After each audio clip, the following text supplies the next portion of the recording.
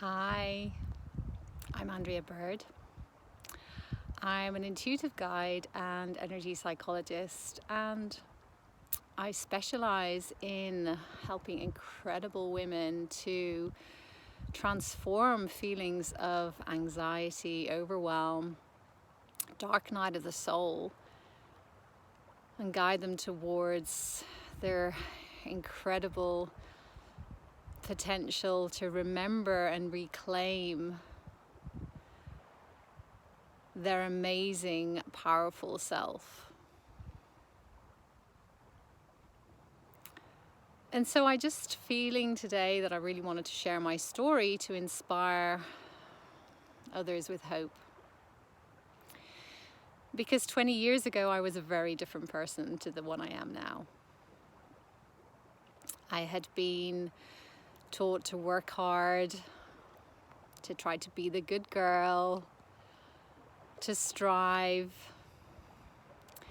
And somehow I never felt that I would ever be good enough. I was constantly striving. I was constantly trying to prove something, even though I had no idea what that was. And most of the time I was pretending to be somebody that I knew inside that I wasn't. And I wanted to make my parents proud, all of that kind of stuff.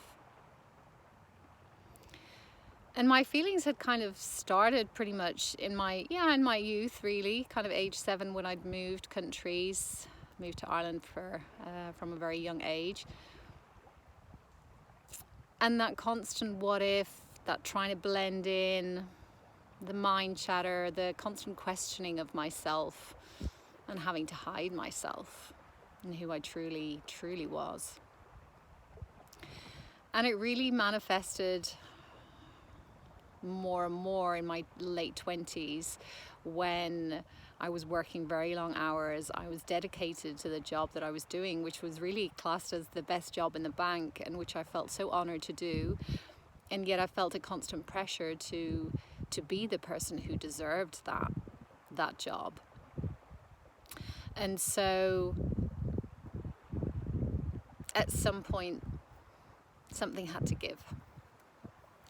And that point came when the dreams of creating the family that I knew I was always going to have just came crashing down. And there was no physical reason apart from a beautiful, well-meaning doctor telling me that maybe my high stress levels were something to do with my dreams not coming true. And of course I had that normal question, because I just thought, well, isn't this just normal? Isn't this just part of working life? Because I'd had a few physical signs. I'd had reflux, I'd had back problems, and I took the pills, had some physio, and kind of just was moving through it.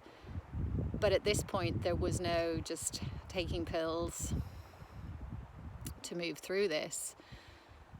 And so it still took my beautiful doctor to sign me off. I guess it was called a nervous breakdown. I would call it now a dark night of the soul, a waking up.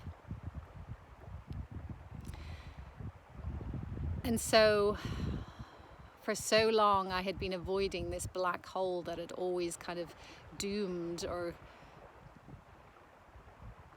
I had always felt like it was there ready to swallow me up. And at this point I had no choice. I was out of energy emotionally and physically, and I let myself fall. And even though it was one of the most scariest moments of my life, it was one of the most amazing moments at the same time, in terms of it was the beginning of my healing journey. And so I discovered a way back to me. I rediscovered myself, and it took a while. And there were ups and downs, and there were days where I would feel amazing, like I've truly got this, I've got through everything, and then days where I was like, oh my gosh, what am I doing here? And I wanted to share that with you because It's normal.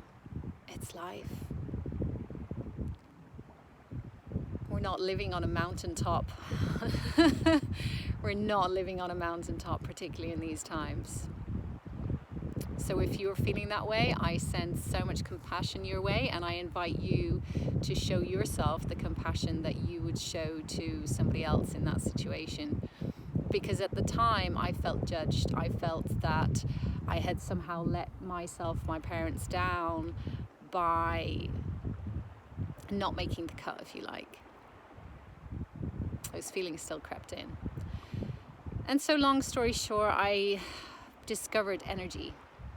Energy is at the core of my own transformation and how I help others to navigate their journey, their healing journey, their journey back to themselves.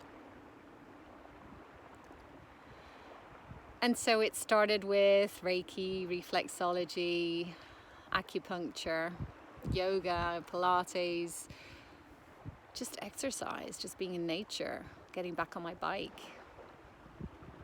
And then learning courses because I felt this compelling drive to want to help others feeling similarly to me. And I just wanted to share that I think one of the most powerful moments I had was when I was working with a client and she asked me if I was a hypnotherapist, and I was like, no, that's not something that I've studied. And she said, because you have the softest, most soothing voice. And I thanked her with gratitude, but at the same time I was kind of giggling to myself because I was like, me? That anxious, overwhelmed, constant mind-chattering person?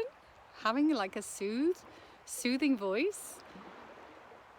And so I share that again to give you hope, to inspire you with hope that there is a way through. It's moving through these emotions. It's allowing ourselves to acknowledge how we're feeling instead of battling through all the time. That helps the healing to begin to continue to transform. And so whatever you're going through at the moment, I am sending love and compassion your way. Do reach out for help if you need help. Don't leave it until you collapse in your doctor's office, until an illness drives you to making you stop. It is never too late to rewrite your story. I am a living example of this every day. And if you'd like to learn more about me, about how I work, about my courses, my offerings, my meditations, you can find me at beamazingyou.com.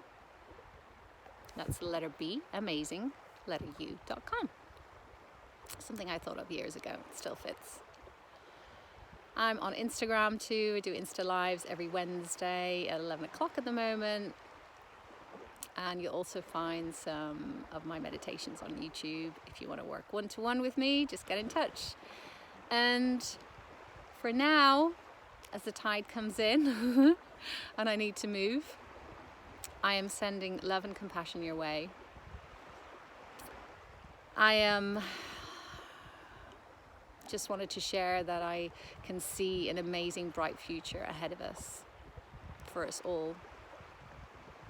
And with that, I send love your way for the rest of your day, whatever time and space you are watching this. Sending love your way.